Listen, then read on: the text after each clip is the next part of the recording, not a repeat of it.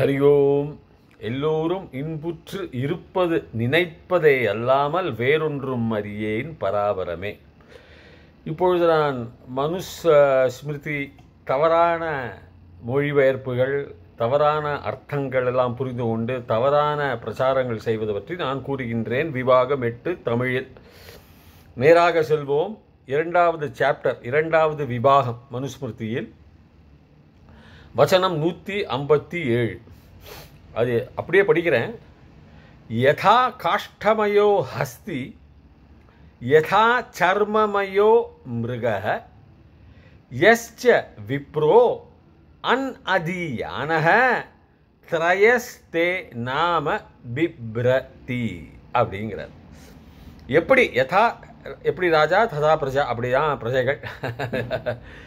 So யதா காஷ்டமயம்ங்கிறது இது உட்டுமாங்க ஆங்கிலத்தில், மரம், காய்ந்த மரம். அதை வச்சு தான் நம்ம நாற்காலி இல்லைன்னா உண்ணும் மேஜைகள் எல்லாம் பண்ணுறோம் இல்லையா. டேபிள், டைனிங் டேபிள் என்கிறார்கள்.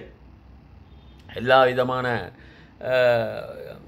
ஃபர்னிச்சர்ஸ் என்று கூறும் நாற்காலிகள், மேஜைகள், கபோர்ட்ஸு அப்படிங்கிறார்கள்.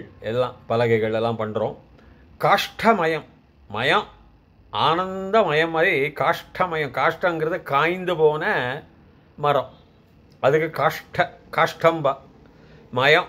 அப்படி பண்ணுற ஹஸ்தி, அஸ்தி வேற, அது இது ஹஸ்தினா யானை. யானைக்கு இன்னொரு பேர் கஜகாக்கு இன்னொரு பேர் ஹஸ்தி. அது எப்படியோ. அப்புறம் யதா சர்மம், எப்படி சர்மமயம். சர்மங்கிறது நம்முடைய தோல், தோலுங்கிறது சாதாரணமாக லெதருங்கிறார்கள் ஆங்கிலத்தில். சர்மமயம்னால உண்டாக்கப்பட்ட ஒரு மிருகங்கிறது ஒரு நீங்கள் மான வைத்துக்கொள்ளலாம், அல்லது எந்த மிருகமாக இருந்தாலும் சரி, ஒரு புலி, சிம்ஹம் அப்படின்னு. ஆனால் அது சர்மத்தினால ஒரு லெதர், அதனால் ஒரு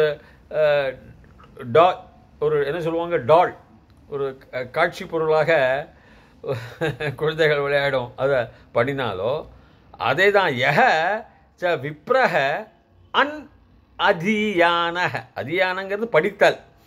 அன் நேர்மறை, எதிர்மறை அர்த்தமாக வந்துடும். இந்த அன்னுங்கிறது ஒரு ரொம்ப பழைய காலத்தில் இதுக்கு பேர் அஜாதி பிரத்யே. இப்போ கூட அது அஜாதி பிரத்யே, ஹலாதி பிரத்யே. அன்னு போட்டு தனியாக காட்டுவாங்க. ஆதிக்கு அன் ஹைஃபன் ஆதிம்பாங்க. அது அனாதின்னு அப்படி சேர்த்து சொல்ல மாட்டாங்க. இப்பொழுது சம்ஸ்கிருதம் அனாதி, அனாவசியகம் அப்படியே வந்துடும். அன் அதீயானக, படிக்காத்தப்பட்டான். இவங்க 3 பேர் ஒன்று தாங்கிறான். அந்த திரையக, இந்த 3ம் எப்படின்னா பேர் மட்டும்தான் அவங்களுக்கு. பிப்ரதி, they are carrying only their names. அவங்க பேர்களை தான். நான் பிராமணன், நான் ஒரு பெரிய கஜக, நான் ஒரு பெரிய யானை, நான் அழகான ஒரு மான்னு சொல்லிக்க வேண்டியதான். ஏன்னா நீங்கள் அந்த மான் எப்படி இருக்கு, இன்னும் உயிர் இல்லாமல் ஒரு காட்சி பொருளாக இருக்கு, ஒரு டாய், ஒரு டால் அப்படிங்கிறாங்க. இந்த யானை எப்படி இருக்கு, வெறும் மரத்தால் உண்டாக்கப்பட்ட ஒரு யானை, அவ்வளோதான். அங்கே நிற்கும், பார்த்துட்டு இருக்கலாம். அதால் அந்த சக்தியான உண்மையான நிஜ யானையை போல் ஒன்றும் இருக்காது. அது இழுக்கவும் செய்யாது, அதனால மக்களுக்கும் உபகாரம் இல்லை. இந்த மாதிரி காஷ்டகங்களால், மரங்களால் பண்ணப்பட்ட வினோத பொருள்கள் ஏதாவது உபயோகம் இருக்கா? ஒன்றும் கிடையாது. அப்படியே தான் இருக்குது. அதே தான் இந்த படிக்காத பிராமணன் அன் அதியானங்கிறார். இந்த விப்ரஹ, இந்த பிராமணன்னு சொல்லலை, விப்ரஹ பண்டிதர்கள்லாம் படிக்காமல் போனால் அவங்க இந்த யானை மாதிரி தான். எந்த யானை மாதிரி? மரங்களால் உண்டாக்கப்பட்ட விளையாட்டு பொருள்கள் தான், ஒரு சாமான் தான். தவிர நடைமுறையில் விளங்கும் ஒரு உபயோகமுள்ள ஒரு ஜந்து அல்ல. அப்போது அவர் பிராமணனுக்கு மட்டும் எப்படி இருந்தாலும் அவன் பிராமணன் தான்பா. பிறந்ததுலேருந்து அவன் பிராமணன் தான். அவன் அன் அதியானாக இருந்தால் கூட அவன் பிராமணன் தான். அதெல்லாம் நீ சொல்ல முடியாது. நீ பட்சபாதம் கூறி அவருக்கு ஒரு தனியான ஒரு மகத்துவம் கொடுக்குறாரா? நீ பிராமணனா பிறப்பில் நீ சொல்லிக்கிற. இப்போ எல்லாம் அப்படி தான் சொல்கிறோம்.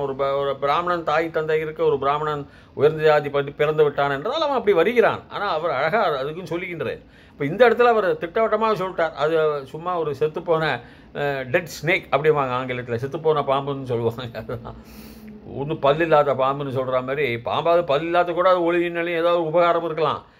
இந்த யானைக்கு மரத்தால் உண்டாக்கப்பட்ட யானை அப்படிதான். அப்படிதான் கிடக்கும். அழகான அந்த மான் சும்மா ஒரு தோலால் நீங்கள் உண்டாக்கிவிட்டு அங்கே நிறுத்தினால்னா அது அப்படிதான், தோல் தான். இரண்டாவது நம்ம பார்ப்போமே ஆனால், இதே இரண்டாவது விவாகம் செல்வோம். அதில் செகண்ட் சாப்டர், அதில் 168வது வசனம் அதுக்கு போவோம். 169க்கு போவோம். 168, 169 ரெண்டும் கூட நம்ம பார்க்கலாம். இந்த 168 எப்படி இருக்குன்னா, யோ அன் அதீத்ய த்விஜோ வேதம் அந்யத்ர குருதே ஸ்ரமம் ச ஜீவன் ஏவ சூத்ரத்வம் ஆசு கச்சதி ச அன்வய ஃபாலோவர்ஸ் ஆல்சோ டிசெண்டன்ஸ் ஆல்சோ. அவனை பின்பற்றி நடக்கப்பட்டவங்களும் அப்படிதான். எப்படின்னா, யோனாக்கா யகன்னு வந்துடும், பிரிக்கிறச்ச சந்தி பிரிக்கிறச்ச. அன் அதீத்திய, நான் சொன்னேன் இல்லையா, அன்னு போட்டால் எதிர்மறை அர்த்தம். அதீத்தம்ங்கிறது படித்தவன், ஸ்டடீஸ், படித்தல், அதீத்தம். அதீத்திய அன் அதீத்திய படிக்காமல் இருந்துட்டோ, படிக்காவிடில் அந்த த்விஜகன், அதாவது 2 முறை அவனை பிறப்பனை த்விஜகன் என்பார்கள். நான் ஏகஜாதிஹி த்விஜாதின்னு சொல்லி கொடுத்துருக்கேன் முன்னாடி. த்விஜாகி 2 முறை, அதாவது ஒரு முறை எல்லாம் படித்தெல்லாம் வரணும். இந்த ஜானேயு, இந்த பூனல்பாங்க தமிழில். வேதம் அந்யத்திர குருத்தே ஸ்ரமன், அவன் வேற படிப்புகளை அவன் பின்பற்றுகின்றான். இந்த வேத படிப்புகளோ வேத படிப்புகள் அல்ல, வேற படிப்புகளை அவன் பின்பற்றுவானே ஆனால், அதாவது தச்சு தொழில் இல்லைன்னா மின்சார தொழில், பல தொழில்கள் இருக்குல்ல, அதில் படிக்க போகலாமே, அதில் ஒன்றும் தவறு இல்லையா, அதுவும் படிப்பு தானே, அதுவும் ஞானம் தானே. ஆனால் அங்கே செல்வானே ஆனால் என்ன சொல்றார் அவர், அவன் ஜீவன் ஏவ, அவனுடைய ஜீவனங்களில் இருந்து, ஜீவனத்திலேயே ஏவ ஒன்லி சூத்ரத்வம் ஆசு கச்சதி ச, அவன் சூத்ரத்வம் தான் சொல்றார், சூத்ரர்கள்னு சொல்லல, சூத்ரத்வம் அவர்களுக்கிடையில், ஆசுனா அதற்கு மேல், இன் இடையில், அந்த மாதிரி அமங்ஸ்ட், சப்தமி விபக்தி. ஆசு அவன் அங்கே செல்கின்றான், ஆசு கச்சதி அவன் மட்டும் இல்லை, அவன் அன்வயகவும் ஆல்சோ, அவனுடைய வம்சமும் ஆல்சோ. அதாவது ஒரு பிராமணன் த்விஜ வர்க்கத்தில் சேர்ந்தவன், ஒரு சத்திரியன், இந்த வேதங்கள் படிக்காமல் வேற வேற வேலைகளுக்கு அவர்கள் சென்று விடுவீர்களே ஆனால் அவர்களை நீங்கள் விப்ரஹ என்று கூற முடியாது. அதாவது இந்த பிராமணத்துவங்கிறது வேதம் படிப்பதும் ஷோடச சம்ஸ்காரம் 16 சம்ஸ்காரங்கள் பண்ணி வைக்கிறதாம், தர்பைகள் மூலமாக யாகம் உண்டாக்குறது, அந்த மாதிரி சில படிப்புகள், தனிப்பட்ட படிப்புகள் இருக்கு. அவங்க அதில் சேர மாட்டாங்க, அவங்க வேற தொழில் செல்றதுனால அவங்க வம்சமும் எல்லாருமே அந்த இடத்துல என்னன்னாக்கா சூத்திரத்துவம் வந்துடும். அதாவது லேபர் சர்வீஸ் கிளாஸ், சேவை செய்யப்பட்டவர்கள் வகுப்பில் சேர்ந்து விடுவார்கள். அப்போ ஒன்று நிரூபணமாகின்றது, பிராமணன் பிறப்பினால் பிராமணன் என்று சொல்லிக்கொண்டு நான் உயர்ந்த ஜாதி என்று சொல்லிக் கொள்வதில்லை. நீ செய்யும் தொழில், இதை விட உங்களுக்கு விவரமா வேற என்னையா வேணும்? தொழில் நல்லதான், சூத்திரத்துவம் வந்து விடும். பிறப்பினால் நீ பெரிய, ஆஹா உனக்கெல்லாம் வந்து பட்சபாதம், நீ பிறப்பினாலே பிராமணா இருக்கதா, நீ எந்த தொழில் செய்தாலும் நீ பிராமணன் தான் சொல்றாரா? நீ அங்கு சென்று விடுவாய். அதாவது டிவிஷன் ஆஃப் லேபர். ஒரு மருத்துவரின் மகன் மருத்துவத்துவம் செய்ய வேண்டும், அவனும் அப்பா மாதிரி படிக்கணும், மருத்துவ கல்லூரிக்கு செல்லணும், மருத்துவத்தை பற்றி படிக்கணும். அவன் வந்து பொறியியலாளர், அதாவது என்ஜினியர் ஆகிவிட்டால் அந்த தொழில் தான். அவன் டாக்டர் நீங்கள் கூறுவீங்களா? அவன் என்ஜினியர்ப்பா. இல்லை வக்கீல் தொழிலுக்கு போனால் அவன் சும்மா வக்கீல்ம்பீங்க, அவனை டாக்டரோட புள்ள, அதனால எவனும் டாக்டர்னு சொல்வீங்களா? இல்லை. அதுதான் அவரும் சொல்கிறார். அதனால பிராமணன் நீ பிறந்து விட்டாய், நீ இன்னைக்கும் பிராமணன் தான், நீ எந்த வேலை பண்ணாலும் நீ பிராமணன் தான்ப்பா, உனக்கு வந்து சலுகைகள்லாம் நான் கொடுத்துருக்கேன்ப்பா, நீ ஒரு வேலையும் நீ செய்ய வேண்டாம், நீ எந்த வேலை செய்தாலும் நீ பிராமணன் தான், நீ உயர்ந்த ஜாதி தான் அவர் எங்கேயுமே சொல்லலை. நீங்களாகவே அதனை ஸ்வீகரிக்கிறீர்கள் என்றால் அது உங்களுடைய ஏற்பீர்கள் என்றால் நீங்களாகவே என்னென்னோ நினைத்து கொண்டு பிதற்ற வேண்டும் என்று சில அரசியல்வாதிகள் பிதற்றுகின்றார்கள், பிதற்றி இருக்கிறார்கள், இருந்தார்கள். அடுத்த வசனத்துக்கு வருவோம். 169 அடுத்தது இதே விவாகம் பாருங்க. மாதுர் அக்ரே அதிஜனனம் द्वितीयं பௌஞ்சி பந்தனே, செகண்ட் இஸ் பௌஞ்சி பந்தனே, तृतीयं यज्ञ दीक्षायां द्विजस्य ஸ்ருதி சோதனாத். அதிலிருந்து அந்த இன்சைட்மெண்ட், அந்த உற்சாகத்திலிருந்து, ஸ்ருதி உற்சாகத்திலிருந்து அது என்னதுன்னு பார்ப்போம். மாதுஹு அம்மா, தாயார், மாதுஹு அக்ரே அதிஜனனம். சரி, அவங்க அம்மா ஒரு பிராமண அம்மா, பிராமணனுக்கு பிறப்பிக்கிறார்கள், அவன் பிறந்து வந்தாச்சு. அதிஜனனம் ஃபர்ஸ்ட் ஜனனம் தாயார் மூலமாக. ஓகே. द्वितीयம் நீ என்ன பண்ணணும்? பௌஞ்சி பந்தனே. முஞ்சிங்கிறது இந்த தர்பைகள் வைப்பாங்க இந்த பிராமணனுடைய கையில். அதாவது இப்பொழுது நாங்கள் என்ன சொல்கிறோம்னா, வைதிகாள் வேற, லௌகிகாள் வேற. வைதிகாளுங்கிறது எல்லா சாஸ்திரிகள்லாம் நம்ம கோவில் அர்ச்சனை பண்ணி இருக்காங்க. 16 ஷோடச சம்ஸ்காரம் நம்ம இந்து சாஸ்திர பிரகாரம்.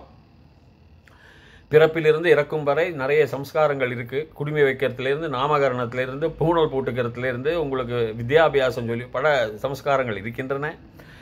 அந்த சம்ஸ்காரத்தை படித்து அதனுடைய யாக விஷயங்களை, ஹோம விஷயங்களை, மந்திர விஷயங்களை எல்லாம் நன்றாக படித்து பரிகணித்து அதனை செய்யப்பட்டவர்கள், செய்விக்க முயல்பவர்கள், ஆசிரியராக இருந்து சொல்லிக் கொடுப்பவர்கள், பல விதங்கள் இருக்குது. அதெல்லாம் இருக்கப்பட்டவர்கள் தான். அதாவது குறிப்பாக இந்த தர்பை வேணும். தர்பைங்கிறது ஒரு பெரிய வேதத்தினுடைய ஒரு பில். அதற்கு தனி மரியாதை இருக்கின்றது, தனி சக்தி இருக்கின்றது. சாதாரண பில் மாதிரி அல்ல அது. அதனால் அந்த பவுஞ்சியை, அந்த கொத்தான அந்த புஞ்சியை, அந்த முஞ்சியை நம்ம பிடித்துட்டு இருக்கணும். அது கையில் வச்சுட்டு இருக்கணும். இன்றைக்குமே ஒரு பிராமணனோட பையில், நீங்கள் வைதிகால் பையில் பார்த்தோம்னா அது இல்லாமல் இருக்காது. பவித்திரம் இதெல்லாம் நம்ம தாரயாமி, தர்பான் தாரயாமி அப்படிங்கிறோம். நான் போட்டுக்கிறேன். என்ன பவித்திரத்தை போட்டுக்கிறதுக்கு பேர் பவித்திரம். தர்பான் தாரயாமி, தர்பான் ஆசனம் தாரயாமி. ஆசனத்தை போட்டு தான் உட்காந்துக்கணும். அதை வேறு பண்ணிக்கிறேன்னு அர்த்தம். நான் வேறு பண்ண அவர் சொல்லுவார். தாரயாமின்னா நீ உன்னை போட்டுவிக்க வைக்கிறேன், தராமின்னா நான் போட்டுருக்கேன் அப்படின்னு அர்த்தம். நான் போட்டுருக்கேன், ஐ ஆம் வேரிங் அப்படின்னு. அதனால் அது ரொம்ப முக்கியம். அது அந்த முஞ்சிம்பா, அது தர்பைம்பா. பௌஞ்சி பந்தனம், அந்த பந்தனம் இருக்கணும். திருத்தியம் யஜ்ஞ தீக்ஷாயாம், யஜ்யத்தினுடைய தீக்ஷா உங்களுக்கு கிடைக்கணும். இனிஷியேஷன் ஆங்கிலத்தில் சொல்லலாம். உங்களுக்கு அதனுடைய வழிமுறைகள் எல்லாம் சொல்லி கொடுத்துருக்கு. அந்த தட்சிணங்கிறது நீங்கள் கொடுக்கப்பட்டது, தீட்சைங்கிறது நீங்கள் வாங்கி கொள்வது பெரியவர்களிடம், படித்தவர்களிடம் இருந்து. அதனுடைய விதிமுறைகள், நடைமுறைகள், அதனுடைய மந்திரங்கள், ரிக்குகள் என்பார்கள். அதனுடைய விதிமுறைகள், அதை எப்படி பண்ணணும், எந்த காலத்தில், எந்த நேரத்தில் எல்லாம் சில சாஸ்திரங்கள் வைத்திருக்கிறார்கள். அது முறைப்படி நாம் செய்ய வேண்டும். அதனுடைய அனுபவம், ஞானம், வைதீகம், தத்துவம், விஞ்ஞானம் எல்லாம் தெரியணும், படித்திருக்கணும். நம்ம எம்பிபிஎஸ் படிக்கிற மாதிரி, காலேஜ் போய் படிக்கிற மாதிரி அதில் மடத்தில் சென்று அவர்களுக்கு 18 வருஷம் அத்தியாயனம் எல்லாம் உண்டு இருக்கின்றது. அப்போது அந்த யஜ்ஞ தீட்சா பெற்றவர்கள் தான் அவர் தெள்ள தெளிவாக சொல்கிறார். இதெல்லாம் தான் உங்களுக்கு பிராமணத்துவம் வரும். முதல்ல அம்மாவுடைய பிறப்பு இருக்கட்டும். எல்லாரும் அம்மா பிறந்த இந்த காலத்தில் பிராமண குடும்பத்தில் அப்பா பிராமணனாக இருப்பார், தாத்தா பிராமணனாக இருப்பார். பிராமணர் தான் இந்த கோவில் அர்ச்சகர்களாக அவர்கள் மடத்தில் சென்று எல்லா விதிமுறைகளையும் படித்தவர்களாக இருப்பார். அந்த குடும்பத்தில் ஒரு குழந்தை பிறக்கும், அவனும் இருக்கலாம். இது ஆரம்பத்தில் இருக்கலாம். அம்மா தான் அதிசனம் கொடுத்துருக்கா. பின்பு அவனும் இதெல்லாம் கைப்பற்றணும். இந்த தர்பைகள்லாம் கைப்பற்றினால்தான் இந்த யஜ்ஞ தீட்சையெல்லாம் அவன் வாங்கணும். அப்போ தான் அவன் பிராமணன். இல்லாட்டா, அதாவது அவர் என்ன சொல்கிறார், எல்லாம் நீ செய்யும் தொழிலை வைத்து, செய்யாத தொழிலை வச்சு நீ பிறப்பிலேயே அப்பா அவன் பிராமணாப்பா, அவர் பிராமணாப்பா குடும்பத்தில் பிறந்துட்டியா, என்னென்னைக்கும் பிராமணன் தான்ப்பா அவர் சொல்லியிருக்காரா எங்கேயாவது? நீ உயர்ந்தா ஜாதிப்பா, நீ வேறத்துவம் பண்ணால் நீ சூத்திரத்துக்கு வந்துடுவேன், அவ்வளோதான். தப்பு இல்லை, எல்லாம் உயர்ந்தது தான். 4 ஜாதிகளும் 4 வர்ணங்களும் உயர்ந்ததாங்கிறார். ஆனால் டிவிஷன் ஆஃப் லேபர் ஆங்கிலத்தில் பொருளாதார ரீதியில் ஒரு நாடு முன்னேற வேண்டும் என்றால் இப்பொழுது அப்படித்தான் இருக்கு. முன்னேற வேண்டும் என்றால் அவரவர்கள் தொழிலில் தியானம் செலுத்தி, கவனம் செலுத்தி, அதில் பயிற்சி பெற்று, அதில் அவர்களுக்கு சுயமாகவே சொந்தமாகவே திறமையும் வளர்கின்றது. அதனால் ஒருவன் பல தொழில்களை செய்தால் திறமை வளராது. ஒரு தொழிலும் அவன் ஒரு சிறந்த நிபுணனாக இருக்க மாட்டான். ஒரே mind when disperses loses its எனர்ஜின்னு சுவாமி விவேகானந்தர். நம்மளுடைய மனசு வந்து பல விதத்தில் போக ஆரம்பிச்சா அதோட சக்தி போயிடும். ஒரு தொழில், ஒரு பாடகன் பாட்டில் கவனம் செய்ய வேண்டும். ஒரு பாட்டை எழுதப்பட்டவன், உதாரணமாக கவிஞர் கண்ணதாசன் மிக அழகாக எழுதியிருந்தார். அவர் ஜெயசாஸ் மாதிரி பாட முடியாது, செம்மங்குடி ஸ்ரீனிவாசன் மாதிரி அவர் பாடவில்லை என்றாலும் அவர் அழகாக எழுதினார். பாட்டுக்களை டி.எம். சௌந்தரராஜன், எஸ்.பி. பாலசுப்ரமணியம், ஜெயசுதாஸ் என்ற போல பிரபல பாடகர்கள் அவர்கள் பாட்டுக்களை எழுதவில்லை அவ்வளவாக. அதாவது என்ன சொல்கிறேன்னா, மருத்துவராக இருக்க வேண்டும். அதில் அவர் கவனத்தை செலுத்தி அந்த நுணுக்கங்களை புரிந்து கொண்டு அதில் மேலும் மேலும் மேலும் அவர்கள் திறமையை வெளிக்காட்டி, படித்து திறமைகளை வெளிக்காட்டினால் சமுதாயத்திற்கு நல்லது. இதுக்கு பெயர் டிவிஷன் ஆஃப் லேபர் என்று நம்முடைய ஆடம் ஸ்மித்னு ஒன்று வெள்ளைக்காரன் an enquiry into the wealth of nations என்ற ஒரு புஸ்தகத்தில் எழுதினான். அந்த புத்தகம் படிச்சிருக்கேன், நல்லா இருக்கும். அது பேசிக் கான்செப்ட். இந்த அடித்தள ஆதாரம் உள்ள தத்துவங்களை நம்முடைய வேத சாஸ்திரங்கள் கூறியிருக்கின்றதப்பா.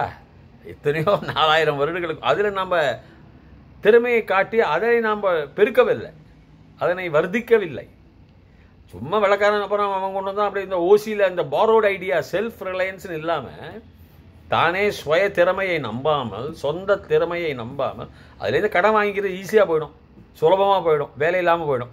அப்படி போய்கிட்டு இருக்கிறதுனால நம்முடைய பழைய தத்துவங்கள், பழைய விஞ்ஞானங்கள், பழைய இதிகாச புராணங்கள் எல்லாம் விட்டு இந்த இப்போ வந்த முகலாய சாம்ராஜ்யத்தினால், லோடி சாம்ராஜ்யம், வெள்ளைக்கார சாம்ராஜ்யத்தினால் எல்லாம் பாரோடு கடன் வாங்கி கொண்ட அந்த அறிவுகளை வைத்துக் கொண்டிருக்கிறோம். சீன தேசத்தை பாருங்கள், மங்கோலியன்ஸை பாருங்கள். அவங்க சொந்த மொழி, சொந்த தேசம், சொந்தத்தில் பாடுபடுறதுனால முன்னேறிட்டு வராங்க. இதுதான் வேணுங்கிற. இத்துடன் இந்த விவாக மெட்டை முடித்துக்கொள்கிறேன்.